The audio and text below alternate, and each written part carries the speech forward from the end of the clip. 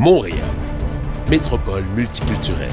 Un groupe d'entrepreneurs a l'occasion de présenter un projet entrepreneurial à des gourous du monde des affaires. Un pitch, 20 minutes pour séduire et obtenir l'appui nécessaire. Nos candidats seront-ils être convaincants devant les dragons de la diversité?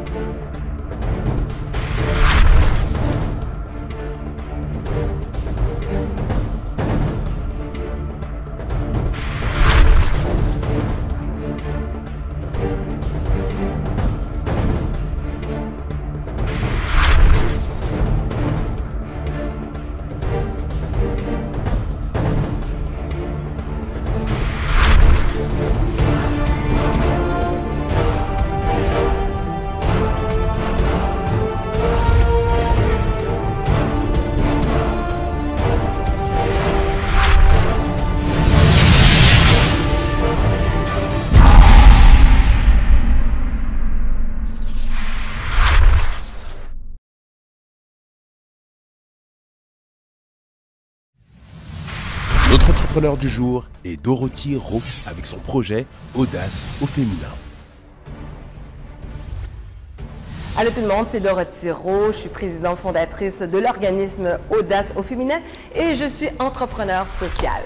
Tu m'as l'air très confiante. Il y a quand même un stress, hein, parce que là, je suis dans un autre environnement. Je ne suis pas sur une scène pour faire des blagues ou quoi que ce soit. Donc là, j'arrive, j'ai un projet sérieux, un projet qui a un impact social réel. Donc, je sens que j'ai tout ce poids-là sur mes épaules. D'ailleurs, j'ai une tendinite à l'épaule, ça ne parlait pas, mais la première chose que je fais quand j'ai terminé, j'enlève ma brassière. Cela dit, je suis un peu stressée, oui, pas mal. As-tu un cri de guerre avant d'aller voir les dragons? Je me secoue. C'est ça. D'accord, on espère bien pour toi que les dragons seront aussi secoués par ta belle énergie. OK, j'y vais tout de suite? Oui, tu peux y aller. Alors, il était une fois, dans le quartier Saint-Michel, deux petits-enfants. Un petit garçon, une fille, qui plus tard allaient changer le monde à leur façon. Le petit garçon devint un entrepreneur en technologie à succès. Mais il n'avait pas oublié d'où il venait, du quartier Saint-Michel. Alors, qu'est-ce qu'il a fait? C'est qu'il a pris une partie de sa fortune personnelle pour créer un incubateur dans le quartier où il a grandi, mais surtout dans l'édifice où il a vu sa mère travailler dans une manufacture. Pendant ce temps-là, la petite fille devint une jeune femme ravissante, hein? Et après ses études, se lançant dans les ressources humaines, et surtout comme c'était une personne très impliquée, elle touchait un peu à tout. À un moment donné, à 37 ans, la folie lui prit. Hein? Elle a décidé de se lancer dans l'humour et elle devint la première femme noire humoriste francophone au Québec et au Canada.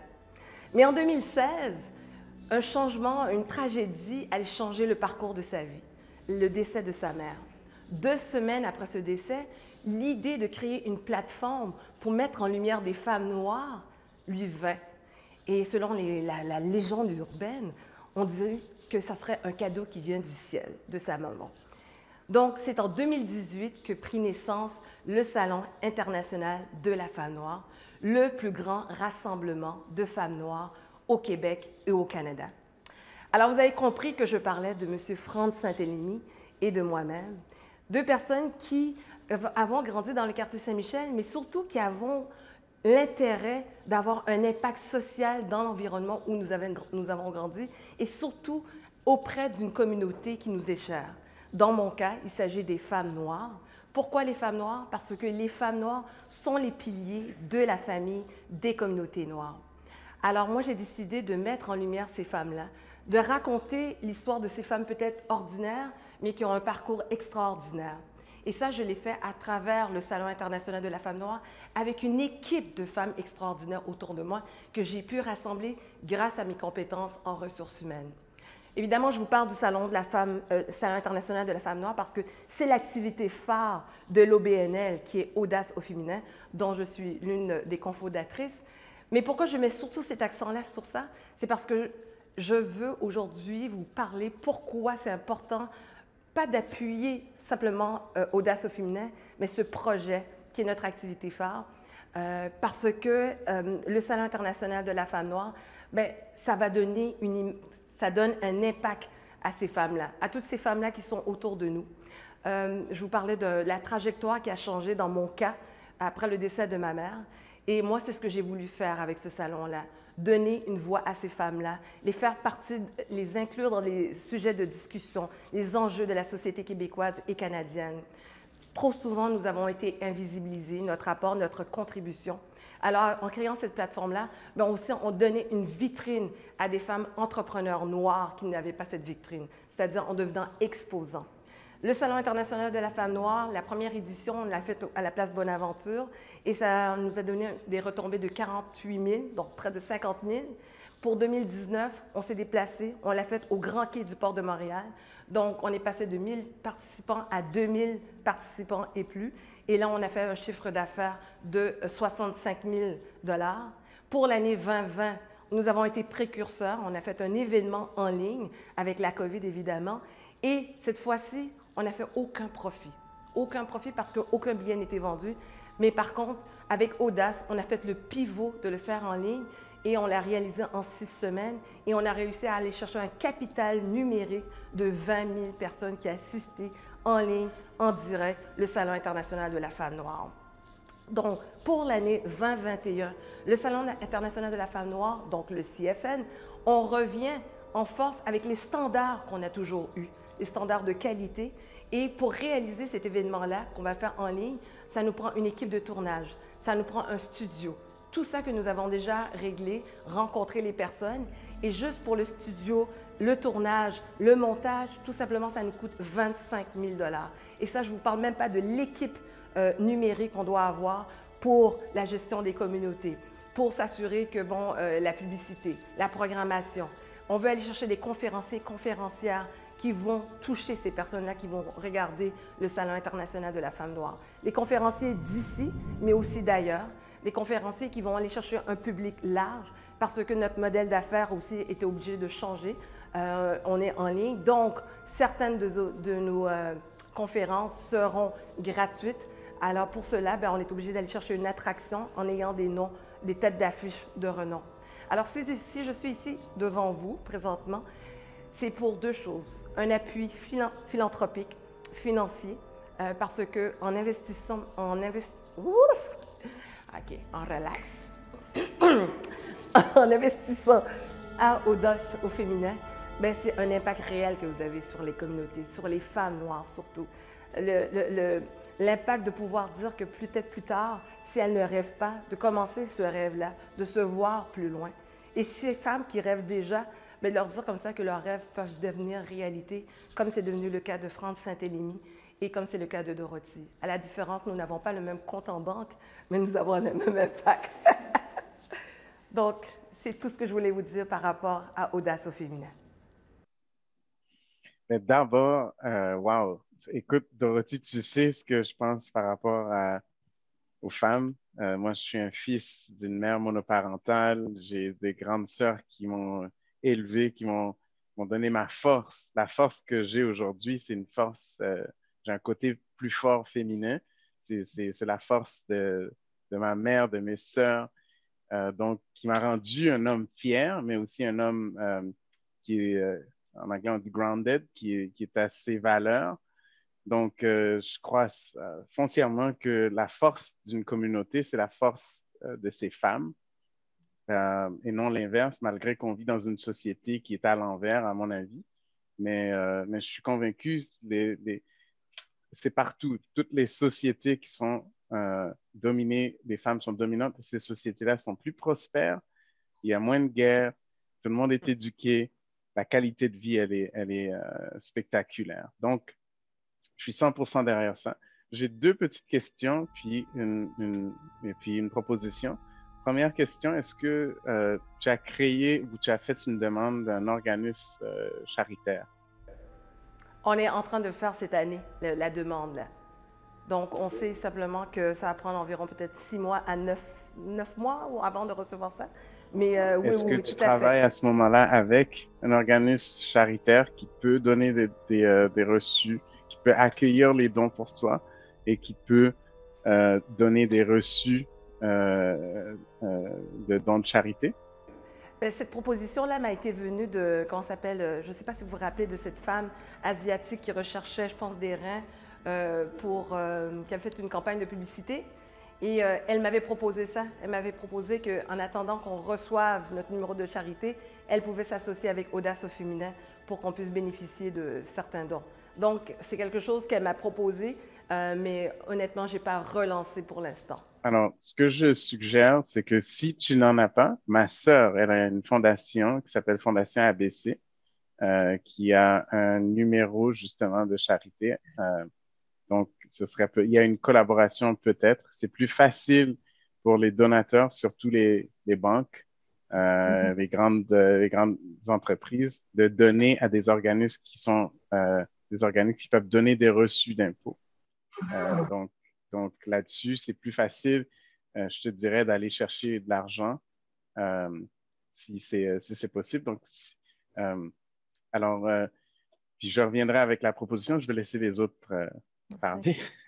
Je m'appelle Maria, je travaille à la Banque Nouvelle-Écosse dans le commercial. Donc, bravo pour le Salon international de la femme noire que je ne connaissais pas. Donc, je vais aller voir sur le site web. Comme institution financière, on supporte beaucoup tout ce qui est philanthropie, tout ce qui est autour de la femme, entrepreneur, etc.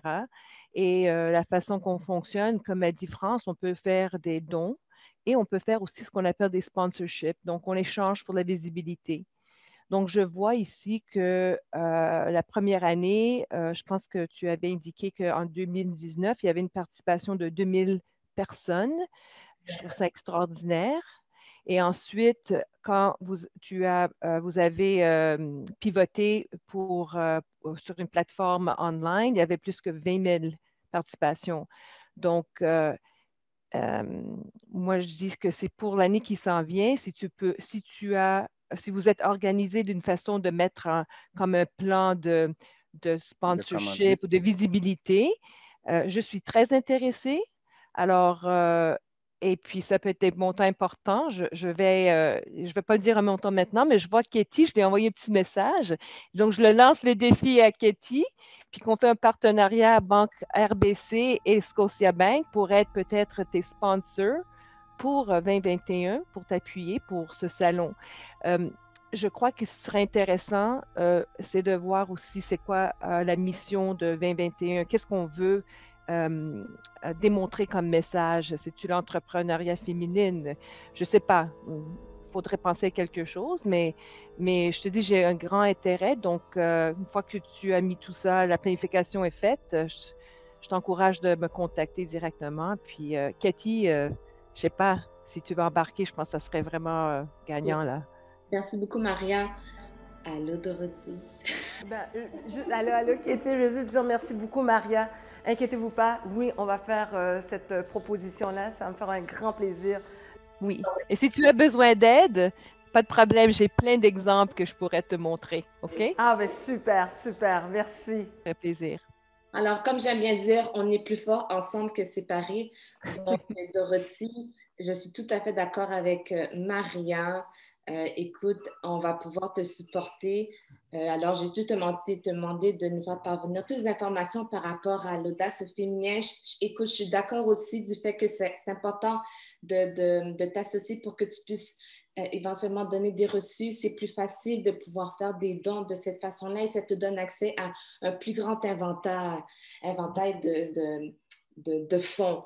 J'avais une petite question pour toi.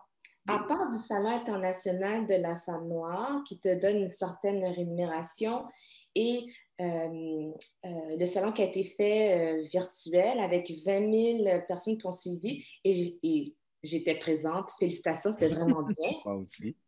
Est-ce que tu as pensé à une autre façon de pouvoir donner de l'expansion à ton organisme, tu sais, comme faire une segmentation, parce que je pense qu'il y aurait une possibilité de pouvoir encore plus partager ton message.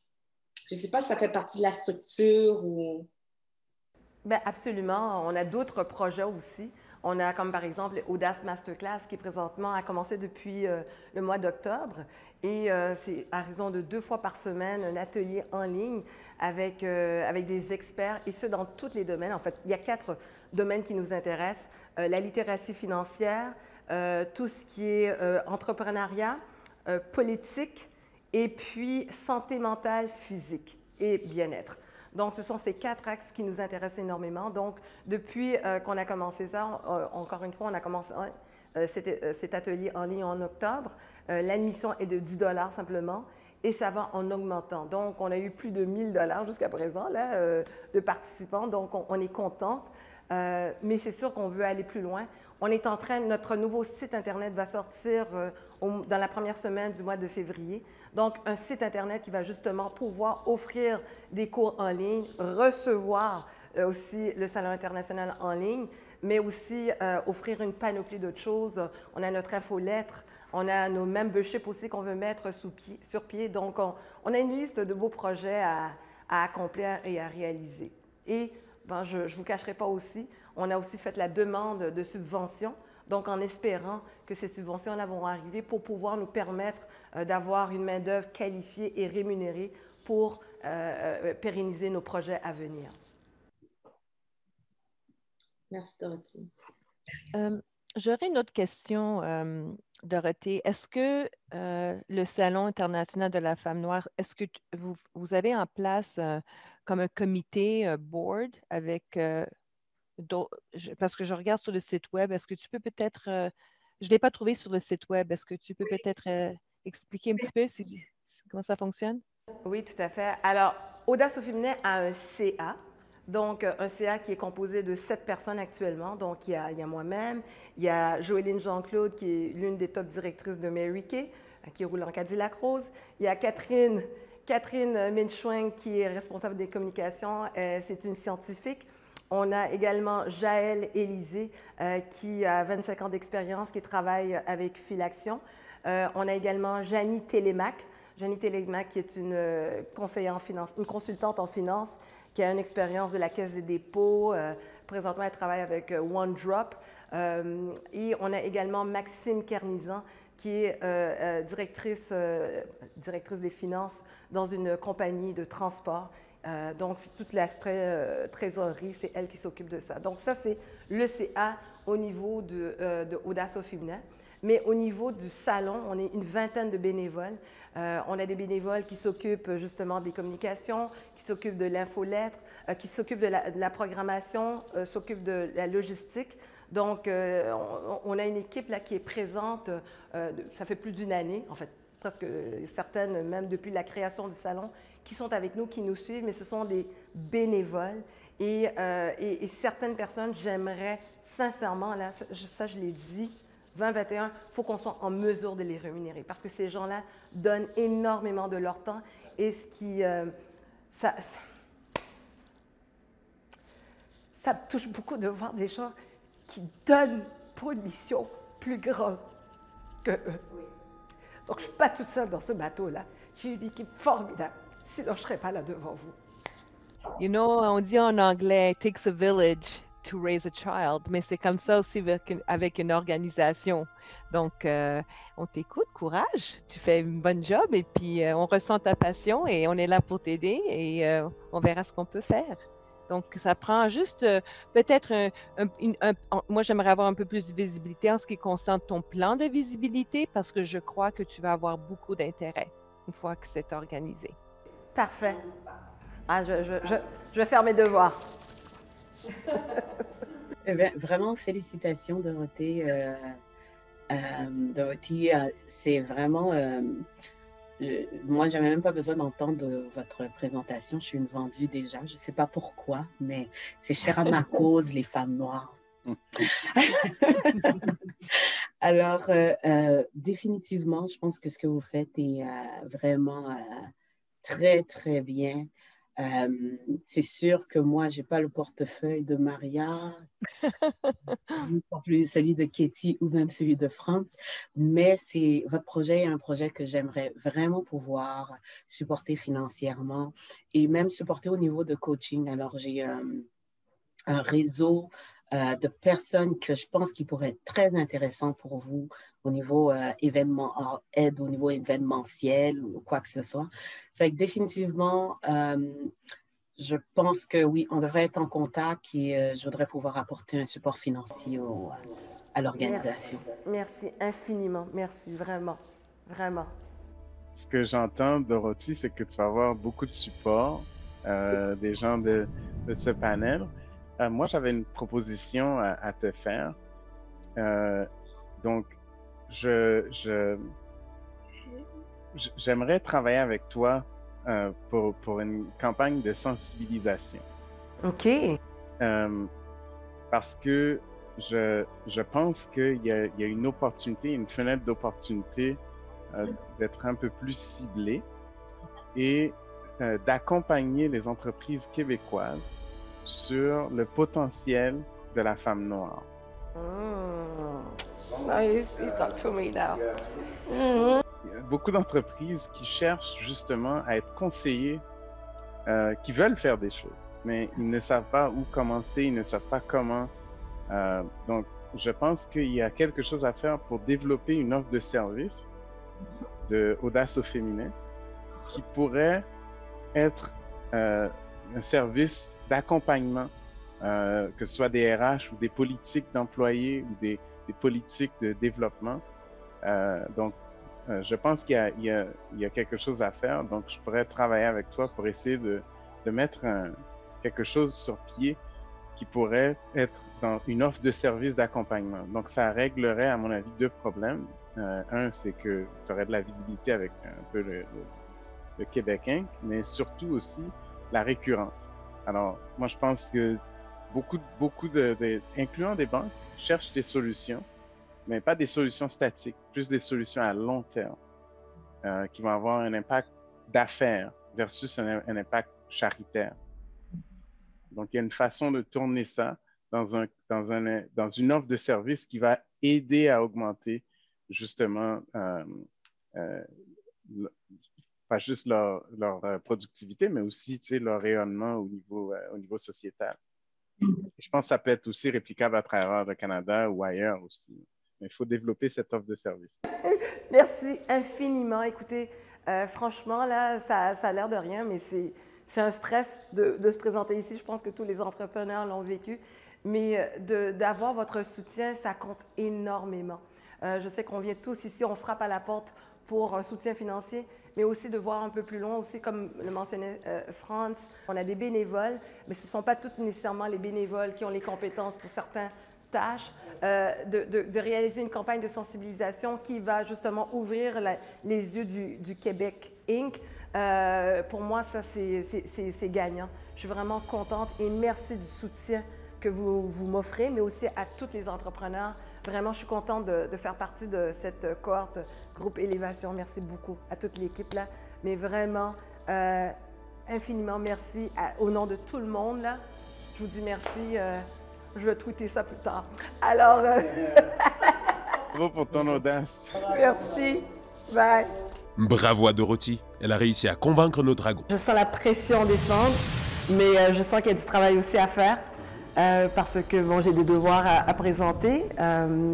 Ça a super bien été avec les membres du jury. Donc, moi, je vais préparer mes dossiers pour que ce soit top notch et pour que la 4e édition du salon soit un succès. Là. Et quel est le détail de ton offre que tu apprécies le plus? Tu sais quoi, moi, c'est le partenariat à long terme qui m'intéresse. Donc, lorsqu'il m'a parlé de campagne de sensibilisation auprès du Québec Inc., pour moi, je trouve que ça, c'est un gros investissement parce que ça va nous donner un rayonnement et aussi ça va nous permettre de nous faire connaître, mais aussi pas seulement au niveau du salon, mais aussi tous les autres projets de Audace au féminin. Puis après ça, une fois que je suis dans la machine, je peux m'organiser pour aller chercher les retombées intéressantes là, pour Audace au féminin. Comment vas-tu préparer la suite? Regarde, là, ce soir, là, je pense que je vais passer, j'allais me chercher un plat au restaurant. Je ne cuisine pas, Mais demain, on reprend les activités. Là, je communique avec l'équipe et puis je leur dis, voilà, on fait ça, ça, ça. Notre plan, il faut qu'il soit nickel. Un plat réconfortant, un grand sourire et une belle énergie. Un trio gagnant pour Dorothy qui voit sa demande validée.